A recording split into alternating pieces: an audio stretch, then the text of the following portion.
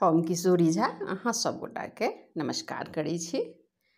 आइ हम बेटी के सम्मेर लऽ कऽ आयल छी तऽ सुनी जा, उम्मीद अइ जे नीक लागत। तऽ सुनू।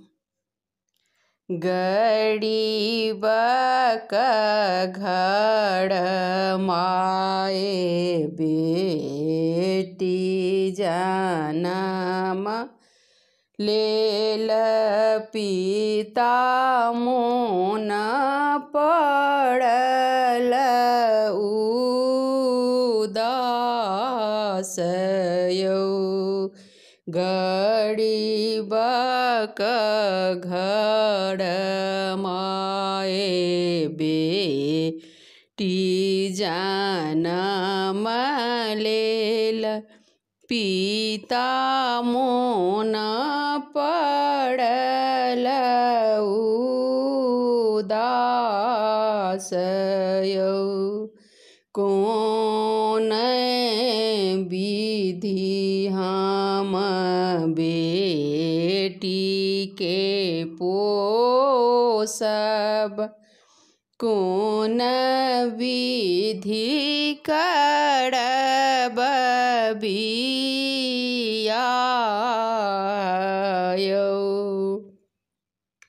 मिथिला के बड़ सब बड़ अनमोल छथि, बेटी के कतहु नहीं मोल यौ।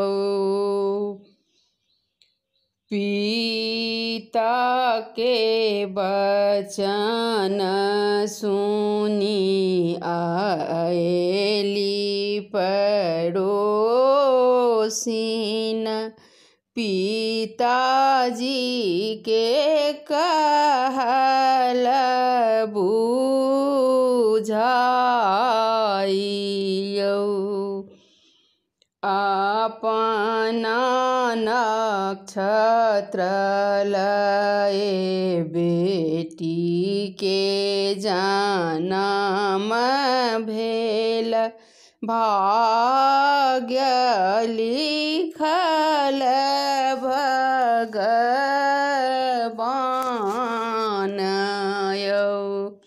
अपना नक्षत्र लए बेटी के जनम भेल, भाग्य लिखल भगवान यौ।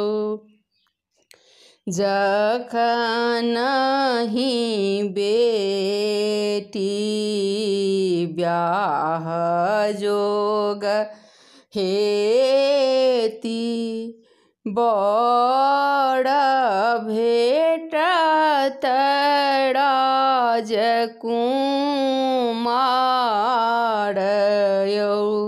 जखन ही बेटी ब्याह जोग हेती, बड़ भेटत राजकुमार यौ।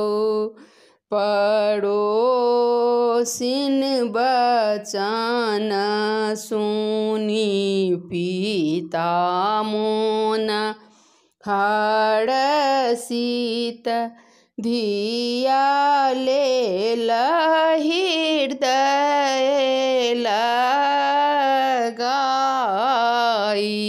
यौ। पड़ोसिन शब्द सुनी पिता हर्षित भेला, धिया लेलन हृदय लगाई यौ। भनहि विद्यापति सुनु य बाबा, बेटी के लिखल अपन भाग यौवन ही विद्यापति सुनु यौ बाबा। बेटी के लिखल अपन भाग्य यौ। धन्यवाद।